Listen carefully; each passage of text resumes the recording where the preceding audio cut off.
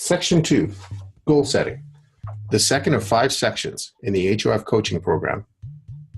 In this section, we discuss things that you may want to consider when developing your behavioral goals for your association or team as a coach. Perspective, reality. Participants quit a team activity because of lack of personal acknowledgement.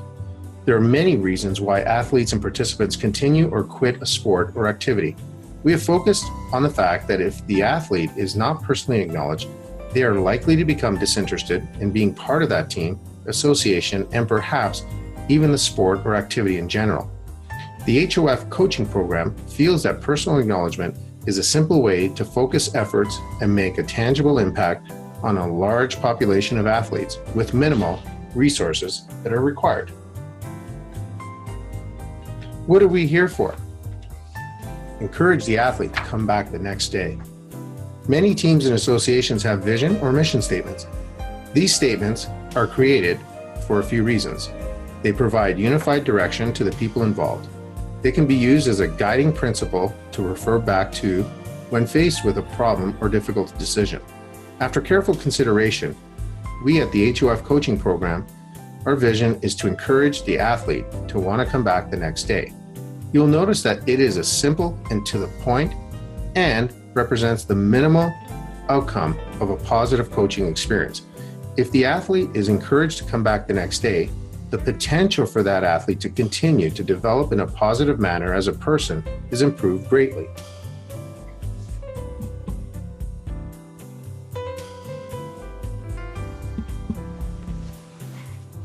Aim higher.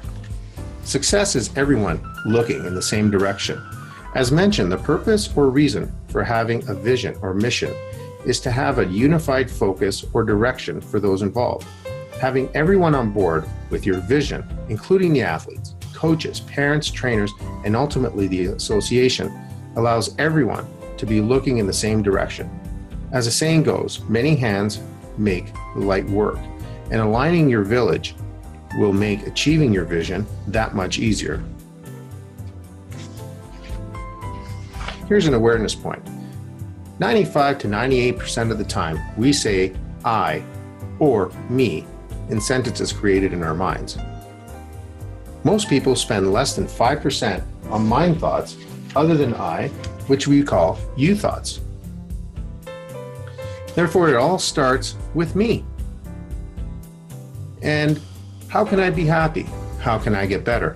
How can I contribute? How can I be successful? And ultimately, how can I help others?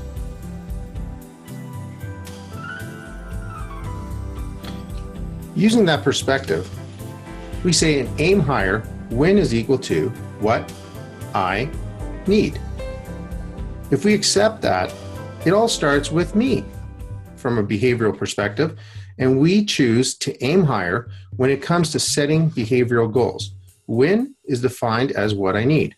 Relating to our vision of encouraging the athlete to come back the next day, what the athlete needs is personal acknowledgement first and foremost.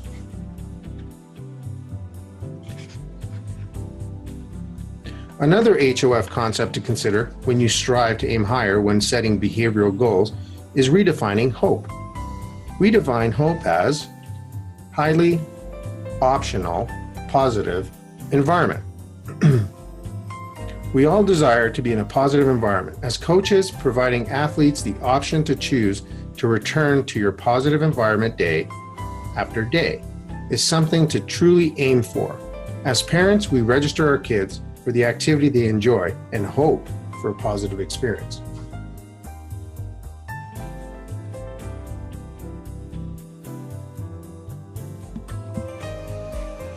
We further redefine what it means to make a choice. When making a choice, we consider, firstly, criteria. We create hype around the choices we try to make. We create somewhat of an obsession. We believe that we set intelligent criteria. And finally, commitment to that choice and finally implementing or executing of making that choice. An HOF caliber coach will hope for choice and provide their athletes with the options and motivation required to choose to return day after day. The HOF Coaching Program Survey and Accountability Factor helps ensure that coaches are making good choices for our young athletes and helping to remove the need for hope from the equation.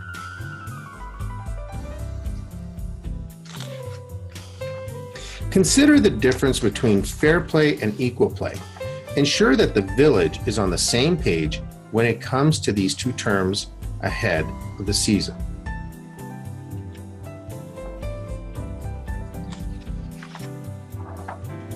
Here's a decision to make. Will you win with few or conquer with many? As a coach, what truly determines whether or not you are successful? Is it championships, won, or the number of athletes we positively impact along the way? Recall the road to excellence, which occurs when a balance of skill and behavioral mastery has been achieved, positively impacting all of your athletes, and finding a way to win as a unified village is certainly something to aspire to. Always aim higher when setting your coaching behavioral goals. Inspiration is key.